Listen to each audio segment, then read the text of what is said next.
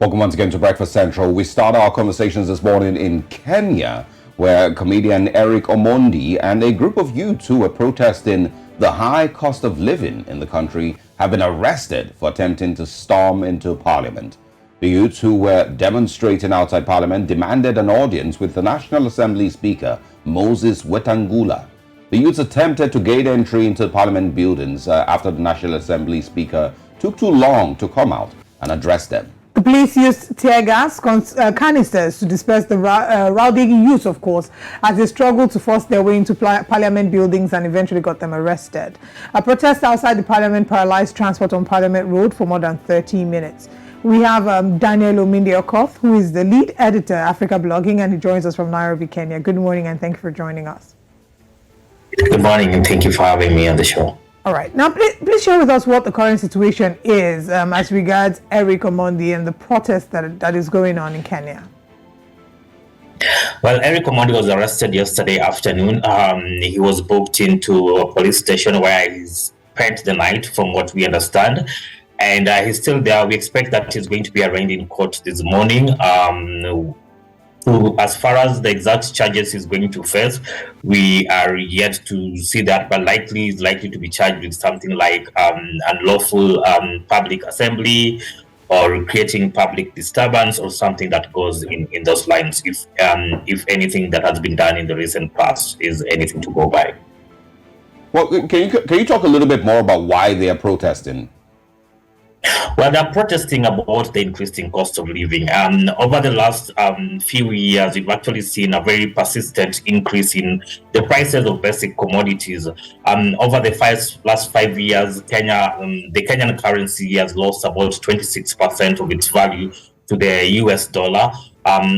If you compare the prices over the last 5 years, so that has really impacted on the cost of everything else.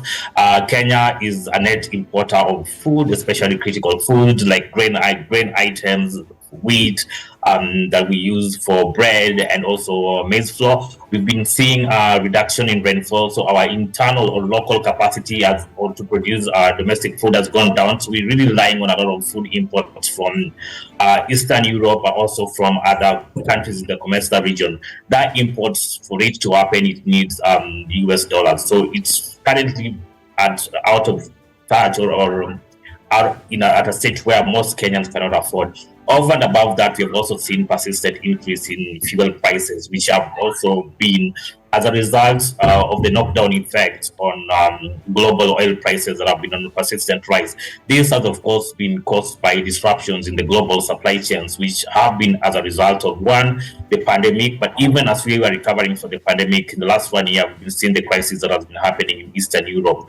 So that has also had a knock-on effect on the local economy, because, again, Kenya is not an oil-producing country as yet.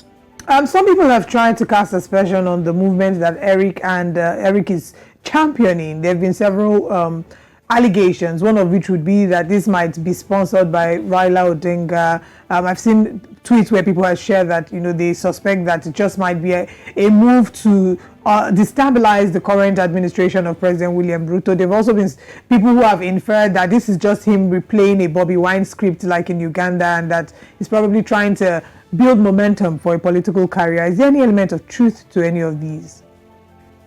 Well, it's really difficult to ascertain to what extent there is truth in those claims. Yes, we've seen public figures before being funded by different entities to hold demonstrations such as that, and you'll see this in terms of who comes out when they're arrested, who processes their bail when the cases go to court. But that does not remove from the fact that there is actually a real crisis that is happening in Kenya right now when it comes to the cost of living. We are also experiencing extensive drought that is considered to be among the worst that this country has experienced in the last 40 years. What this means actually is that when you go down to the common Kenyan, wherever they live, whether it's in the cities, in the villages, or even in the far-flung areas, they're really facing tough economic times. So maybe whether or not he's being sponsored by someone else out there, but the validity of the concerns that they're raising are actually things that every Kenyan resonates with. Even if you compare it to Bobby Wine's situation in Tanzania, in Uganda rather, I mean, the issues that Bobby Wine raised in his campaign and trying to, to challenge the autocratic government of President Yoweri Museveni, they're concerns that ordinary Ugandan residents resonate with, and this is the same thing that is happening in Kenya today. Yes, we've seen the mixed reactions to Eric Omondi's campaign on social media. Some are looking at it as a publicity stunt. Some are also looking at his involvement in politics in the last election, being the spokesperson of a former candidate or somebody who almost became a presidential candidate in the last election, which is Jimmy Wanjigi, who was previously one of the financiers of Mr. Raila Odinga's campaign. And so there are those relationships, but it does not remove from the fact that, yes, the current cost of living in Kenya is very high. And today it might be Eric Omondi. Tomorrow it could be just another group that's out there. This, again, to remember that on Monday this week, we had another protest in Nairobi where parents from informal settlements in Nairobi staged a protest to the offices of the deputy president because their children had not been admitted to secondary schools because they're not able to afford to pay the school fees. So these are things that we are continuing to see, and they will continue to happen as long as the cost of living remains high in the country. Well, is Eric Omondi's protest, expected to spur more people to, get up and protest or rise up and protest? And also, has there been any response from the government? I'm sorry about how many these questions are. Has there been any response from the Ruto government or from the parliament itself in response to these protesters? You may also want to throw in, there isn't protesting shirtless, wearing just trousers. I'll start by your second question regarding the government reactions. We've not seen any formal government reactions to this protest. But by and large, it is difficult to tell what the exact impact of Eric Omondi's protest as an individual is going to have going forward. But like I said, Kenyans are feeling much pressed. They're feeling pressed by the economic situations. The current administration of President William Ruto got into this government on the promise that it was going to cater for the needs of the low man, the hustler, as he called it. And you mentioned this when you're talking about your elections in Nigeria, just before we got into this interview, and the similarities.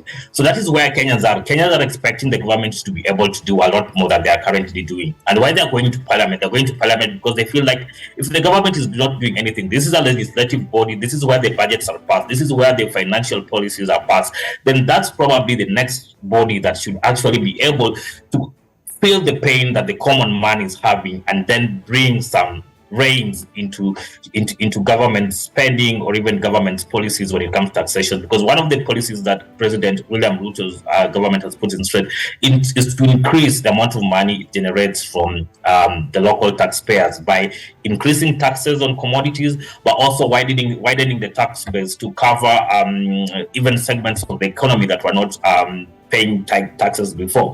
And the common man, the common citizen is feeling that that is really not going to be in their favor, and they're likely to see even more tough days in the near future.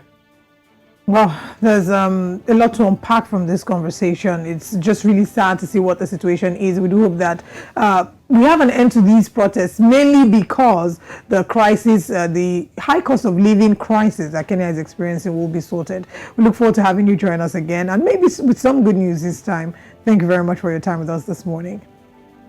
Thank you. It was my pleasure.